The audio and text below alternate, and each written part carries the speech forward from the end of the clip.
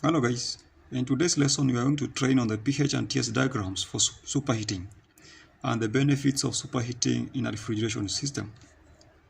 Now, these are superheated region, these are subcooled region, these are saturated vapor line, these are saturated liquid line.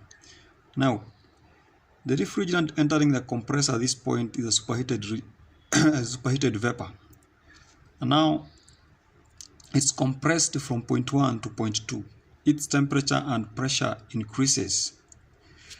And then it enters the condenser at point 2. It starts condensing from this point up to point 3. So here we are having heat rejection process.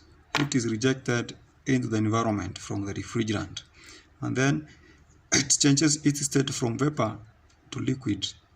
And then from point 3, the refrigerant enters another process called throttling. That is throttling process from point 3 to point 4. This is the expansion device.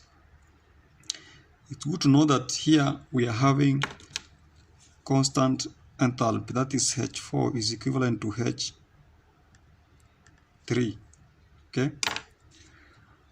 Now at point 4, the refrigerant enters another stage called vaporization. Vaporization now takes place in a component called a evaporator.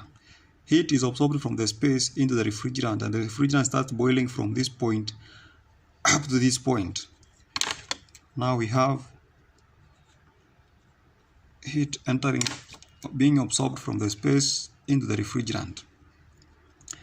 Now, if you look at this point, we have a point here, -1.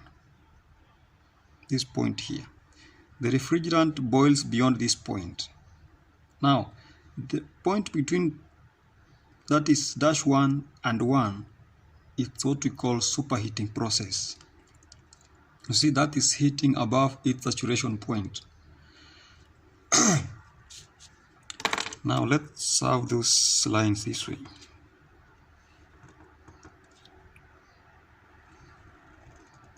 Okay. Here you have enthalpy at 2, enthalpy at 1, enthalpy at 4. Okay. Let's look at this TS diagram first. This is TS diagram, that is temperature, enthalpy.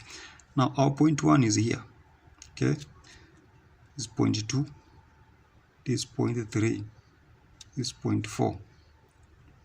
Now the refrigerant entering a compressor at point 1, it's a superheated refrigerant. It is compressed and superheated further up to this point. Okay. Temperature and pressure of this vapor increases. And then at point 2 is the entry of the condenser. The refrigerant starts condensing from this point going this way. You can see now, as from this point coming this way of this saturation line, realize that temperature is dropping. This is where now the superheat of the refrigerant is removed until the refrigerant touches the saturation line, it condenses at this point. Okay. And then from point 3, the refrigerant enters another process called throttling. Throttling that takes place from this point to point 4. That is expansion. Okay. Pressure drops from condensing pressure to evaporating pressure. Okay. Now, at point 4, the refrigerant enters another process called vaporization. Now it starts boiling. It absorbs heat from the space and boils from this point up to this point, all through up this point, where it enters the compressor as superheated vapor for recompression. Now, point 1' to point 1 represents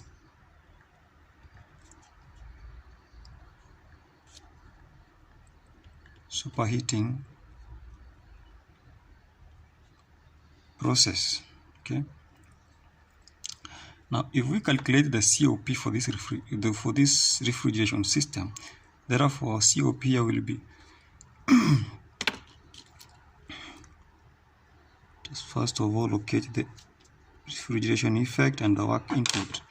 Now from here to here, this region represents the refrigeration effect.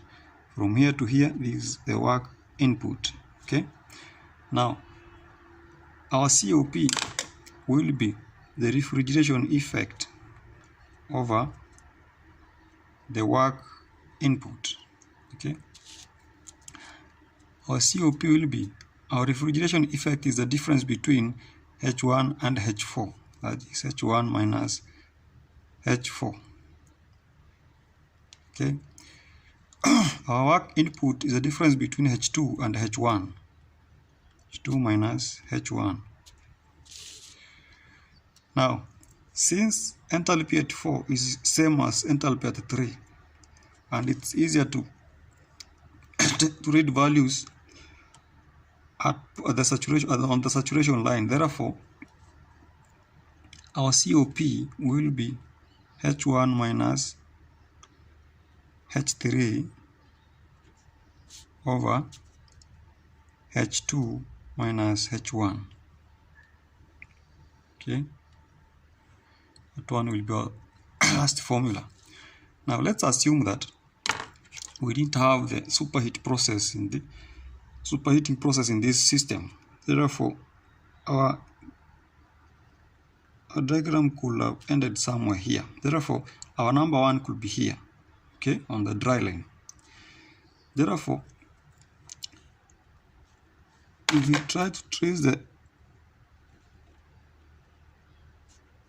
refrigeration effect at this point, you realize that the refrigeration effect at this point is too low, rather quite low as compared to this one.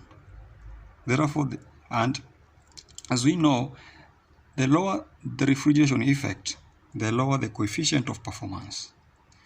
Therefore, one way of improving the efficiency of the system, or rather the coefficient of the performance, is to make sure that the refrigerant we are taking back the compressor is superheated.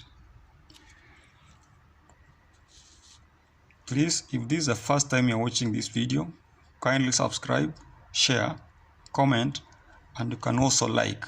Thank you very much. Enjoy watching.